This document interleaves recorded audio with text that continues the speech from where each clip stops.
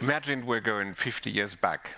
I'm a young boy growing up in the industrialized area near Düsseldorf in Germany, and my dad explains to me why clouds are coming out of huge coal power plants. Now, later at university, I learned that all this is waste heat. 50% of primary energy is released as waste heat, and we want to do something about it. My new company, Zelk, in Sweden, is intending to produce hydrogen from waste, from waste heat. You may be surprised to see a picture of a greenhouse, but actually tomatoes and hydrogen fit very well together. It's a bit of circular economy using heat and CO2. We know now, after our market studies, that we can develop scalable and profitable projects in the hydrogen space. My name is Joachim Karthauser.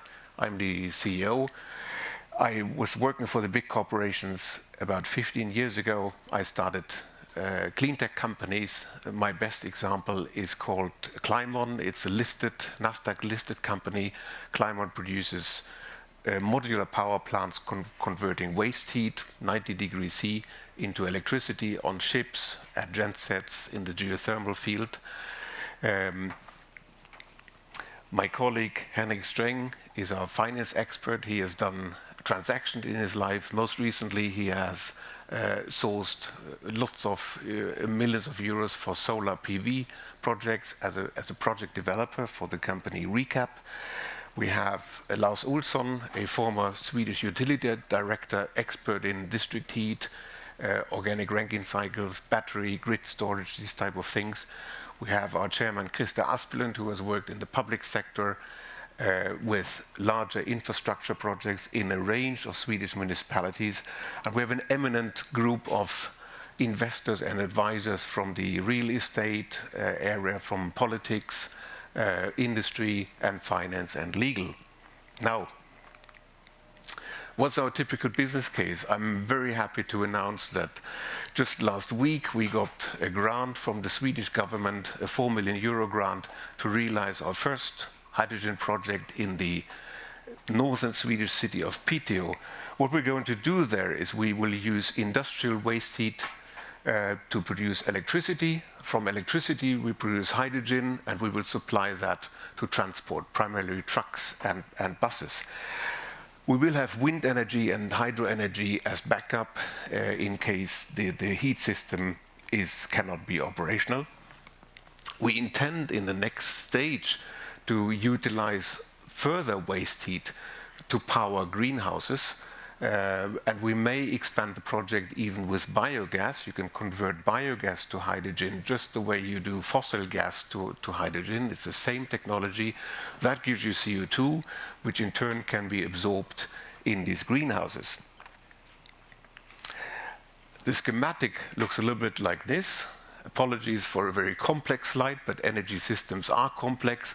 Our main driver is waste heat, which through electricity and hydrogen ends up in the transport sector, primarily buses. There are other applications, fuel cells, emergency electricity and the like, but transport is our main focus.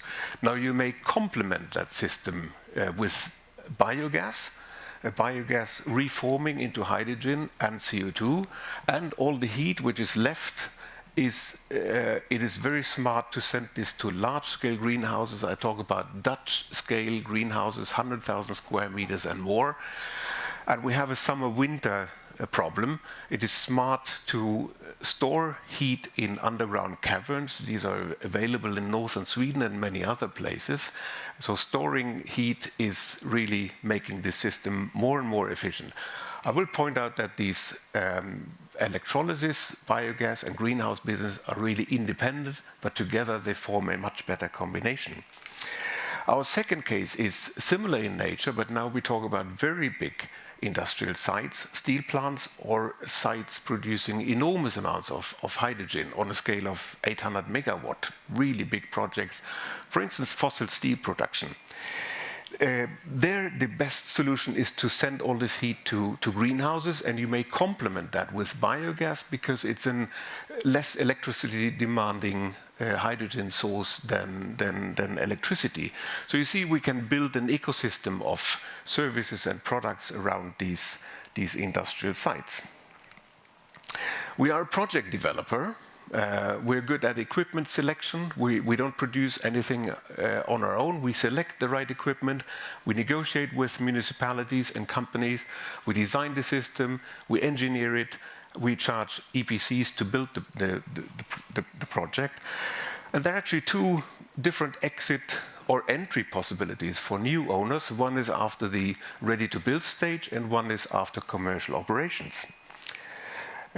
On revenues, in the course of such a project, we can charge fees for the development, for the management, for performance of the project, and sub-projects may be sold. So there will be different investors for the agri-tech, for the biogas, and for the hydrogen, and for the distribution sector.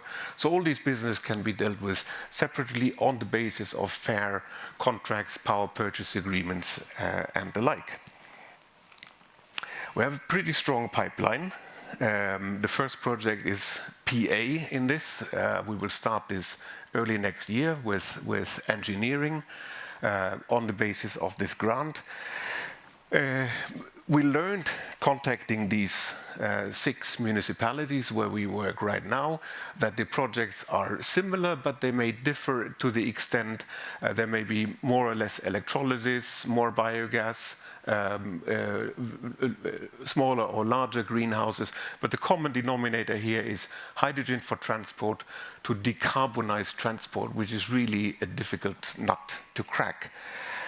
We learned in our negotiations with municipalities that our model is truly scalable. It is expandable. Once the waste heat is used, we can work on with biogas and biomass pyrolysis. So you do local adjustments. We do projects with a minimum target of 10% IRR. As I said earlier, if you combine it with greenhouses, the project gets even more profitable. And we talk about substantial CO2 reductions. Obviously, CO2 ESG is very much on our radar. This is our prime motivation. So what I'd rather like to point out to you that there are, of course, uncertainties. I'm paranoid by nature. I love to focus on risks. So nobody knows how CO2 taxes will develop. How will hydrogen be taxed?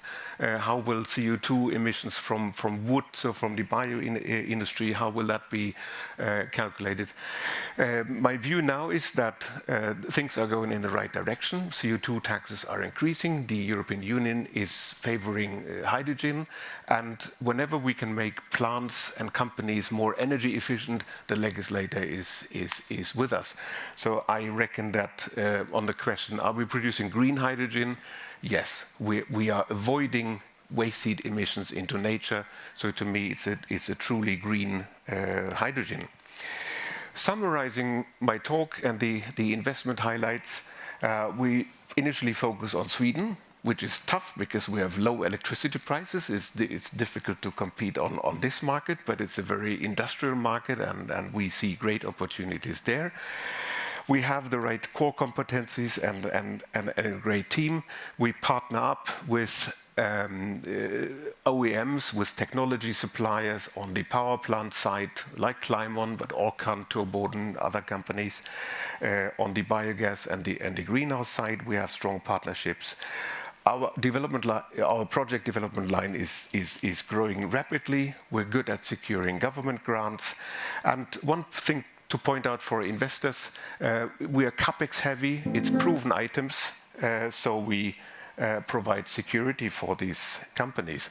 With that, I would like to close and thank you very much for your attention. Let's stop wasting energy.